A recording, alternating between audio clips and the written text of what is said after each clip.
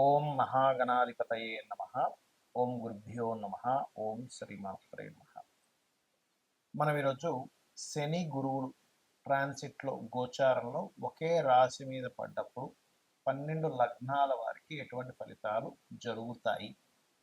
శని గురువులు ఒకవైపు మనకి డబుల్ ట్రాన్సిట్ కలిగించడం వల్ల మంచి శుభకరమైనటువంటి ఫ్రూట్ఫుల్స్ జరుగుతుంది, ఎటువంటి సందేహం లేదు. అలాగే కుజకేతులు కూడా కలిసి ఉంటున్నారు. మనకి ఈ రెండింటిని గమనించుకోవాలి.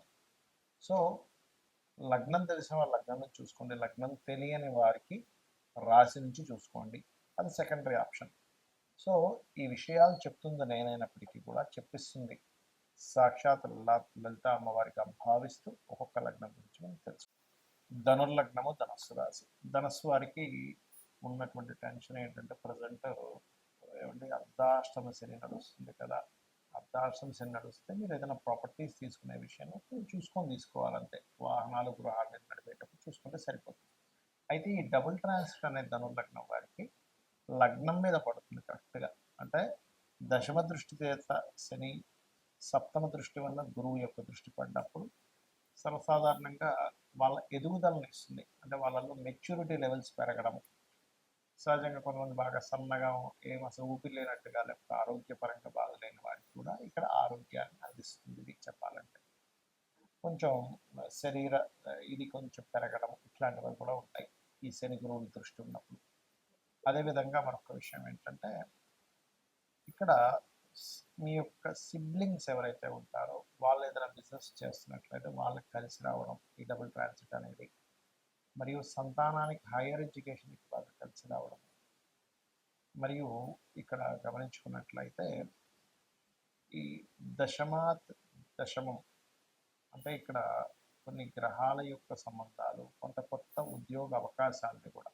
ఎందుకంటే ఈ డబుల్ ట్రాన్సిట్ ఎప్పుడైతే లగ్నాధిపతి సప్తమంలో ఉంటూ బుధుడు కూడా వెళ్ళి కనెక్ట్ అవుతున్నాడో దానికి, ఈ ముఖ్యంగా ఈ డబుల్ ట్రాన్సిట్ మొదటి 2 వారాల్లో ఏదైనా ఉద్యోగ అవకాశాల కోసం మీరు చేసేటువంటి ప్రయత్నాలు, అందులో ముఖ్యంగా teachings, trainings, banking sectors, auditing related, advertisement related, marketing related ఇట్లాంటి రంగాల్లో లేదా పత్రికలు మనకి ప్రెస్ ఉంటుంది, అటువంటి వాటిల్లో మీరు చేసేటువంటి ప్రయత్నం ఫలిస్తుంది.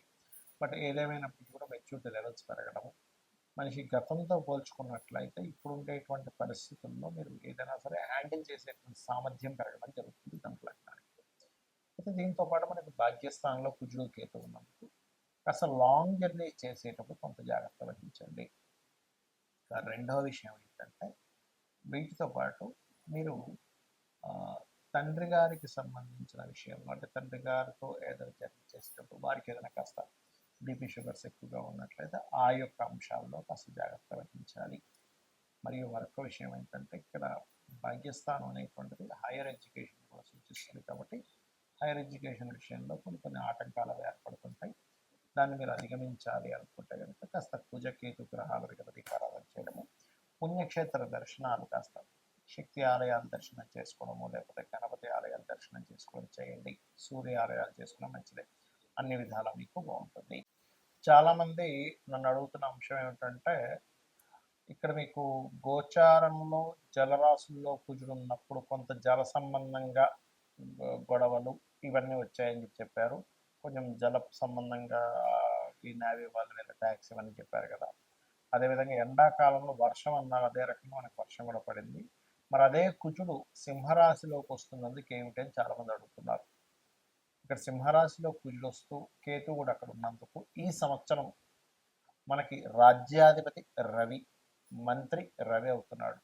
కాబట్టి ఈ రవి రాశుల్లోకి ఎప్పుడైతే అగ్నికి సంబంధించిన గ్రహం, ఒక విస్ఫోటం జరగడానికి కారకుడైనటువంటి గ్రహం ఎప్పుడైతే వస్తున్నాడో ఒక దేశం మీద మరొక దేశం విరుచుకుపడి పెద్ద పెద్ద బాంబులు వేయడం కూడా జరుగుతుంది. అది ఇండియా పాకిస్తాన్ అవ్వాల్సిన అవసరం లేదు, ఉక్రెయిన్ రష్యా కూడా అవ్వచ్చు, లేకపోతే అమెరికా ఇంకో దేశం కూడా కావచ్చు, ఏదైనా ఒక దేశం కావచ్చు. ఆ దేశం మీద పెద్ద స్థాయిలో ఎక్కువ ఉష్ణాన్ని కలిగించేటువంటిది వేయడం జరుగుతుంది. అదొకటే కాకుండా ఈ ఈ పిశాచ యోగం ఉన్నప్పుడు పర్టికులర్గా రాబోయే 2 months కూడా మన ఇండియాలో కానీ వేరే దేశాల్లో కానీ కాస్త పుణ్యక్షేత్రాలు, దేవతా ఆలయాల మీద కూడా అటాక్స్ జరగనున్నాయి. కాబట్టి కాస్త జాగ్రత్తగా ఉండాలి. కొంత స్లీపర్ సెల్స్ వల్ల ఇబ్బందులు ఇటువంటివి జరగనున్నాయి. కాబట్టి ఈ యొక్క అంశంలో చాలా జాగ్రత్తగా ఉండండి. అయితే ఇక్కడ ఎవరి జన్మజాత చక్రంలో అయినా గుర్తుపెట్టుకోండి, వాళ్ళ పర్సనల్ చార్ట్లో ఇప్పటివరకు మనం ఏదైతే డబుల్ ట్రాన్సిట్ గురించి చెప్పుకున్నామో వాళ్ళ పర్సనల్ చార్ట్లో కనుక కొంతమంది చూడండి, ఇప్పుడు నాకు ధనం వస్తుందా లేదా అనుకుంటూ ఉంటారు. వాళ్ళకి పర్సనల్ చార్ట్లో ధనభావం మీద ఈ డబుల్ ట్రాన్సిట్ వచ్చింది అనుకోండి, డబ్బులు ఖచ్చితంగా వస్తాయి. లేదంటే ఒక కాంట్రాక్ట్ అవ్వాలనుకుంటున్నాము, వాళ్ళ పర్సనల్ చార్ట్లో 3వ భావం మీద కనెక్ట్ అయింది, అప్పుడు ఒక మాట్లాడుకొని అది కాంట్రాక్ట్ రావడానికి అనుకూలిస్తుంది. మరి కొంతమందికి ఏమంటే నేను ఒక గృహం కొనుక్కుందాం అనుకుంటున్నాను, అనుకూలిస్తుందా లేదా అంటే ఒకటి గుర్తుపెట్టుకోండి, ఎప్పుడు కూడా గృహం కొనుగోలు చేసేటప్పుడు మీకు 4వ భావానికి సంబంధించిన మహాదశ అంతర్దశలు అనుకూలించాలి. ఈ డబుల్ ట్రాన్సిట్ 4వ భావంలోకి రావాలి. దాంతోపాటు మీరు ఏదైతే గృహం కానీ స్థలం కానీ కొనుగోలు చేసేటప్పుడు ఆ దిశ, అంటే ఒక్కొక్క పేరు గల వాళ్ళకి ఒక్కొక్క దిశ మనకి వస్తుందని చెప్పారు శాస్త్రంలో. ఎక్కడా కూడా తూర్పు ఉత్తరం మాత్రమే మంచిది, దక్షిణం పడమర మంచిది కాదని ఎక్కడా చెప్పలేదు. 4 దిశలు మంచివే, కానీ మీకు ఏది పనికి వస్తుందని చూసుకోండి. మనకి వీడియోలు కూడా పెట్టాము, ఏ పేరు గల వాళ్ళకి ఏ డైరెక్షన్ కలిసి వస్తుంది అనేది, దాని పరంగా మీరు చూసుకోవచ్చు. అలాగే మరొక విషయం ఏంటంటే, ఇక్కడ సంతానానికి అయితే పంచమం మీద ట్రాన్సిట్ ఉండాలి, రుణము లభించాలంటే కూడా ట్రాన్సిట్ ఉండాలని. మనం ఒక్కోసారి లోన్స్ కోసం మనం ప్రయత్నం చేస్తుంటాం, ఒక్కోసారి లోన్స్ రావు, కానీ రుణం లభించాలంటే 6వ భావం మీద ఉండాలి, రుణం తీర్చాలంటే 5వ భావం మీద ఉండాలి. అయితే ఇక్కడ మనము ట్రాన్సిట్ రావడం ఒక ఎత్తు అయితే, కొన్ని పనులు అవ్వడానికి లలితాంబిక అమ్మవారి యొక్క అనుగ్రహం కలిగితే కూడా పనులు అయిపోతాయి. అవి ఎలాగా అంటే, ఇప్పుడు ఫైనాన్షియల్గా ఇబ్బంది పడుతున్నారు, ఓం సంపత్కరీ సమారూఢ సింధుర వ్రజ సేవితాయ నమః చేసుకోండి. లేదంటే ఉద్యోగం రావట్లేదండి, చాలా ఇబ్బంది పడుతున్నారు అనుకునేటువంటి వారు ఓం శ్రీమాత శ్రీ మహారాజ్ని శ్రీమత్ సింహాసనేశ్వరి నమః అని చేసుకోవచ్చు. లేదా ఓం మాణిక్య మకుటాకార జానుద్వయ విరాజితాయ నమః అని చేసుకోవచ్చు. మరి కొంతమందికి సంతానం ఉండదు, అలాంటి వారు దత్తాత్రేయుడిది దిగంబర శ్రీ పాదవల్లభ దిగంబర అనే మంత్రం చేసుకోండి. మరియు దీంతో పాటు మరి కొంతమందికి వ్యాపారాల్లో రాణించలేక ఇబ్బంది పడుతూ ఉంటారు, ఓం ఇంద్రగోప పరిక్షిప్త స్మరతోనాభజంగికాయే నమః అనే మంత్రం చేసుకోండి. ఆ రకంగా ఏంటంటే ఒక్కొక్క దానికి ఒక్కొక్కటి. ఇప్పుడు కొంతమందికి చూడండి ఆరోగ్య సమస్యలు ఉంటాయి, ఎందుకు అంటే వాళ్ళకి 4వ స్థానం అంటే ఇమ్యూనిటీని తగ్గించే స్థానము, ఇమ్యూనిటీ స్థానం పంచమ స్థానం పడవడం, 6వ స్థానం రోగస్థానం యాక్టివ్ అయితే ఏమవుతుందంటే వాళ్ళకి అనారోగ్య సమస్యలు నిత్యం పడుతూ ఉంటారు. అటువంటి వారు చక్కగా ఓం సర్వవ్యాధి ప్రసవని సర్వమృత్యు నివారిణి అగ్రగణ్య అచింత్య రూప కలికల్మషనాశిని నమః చేసుకోండి.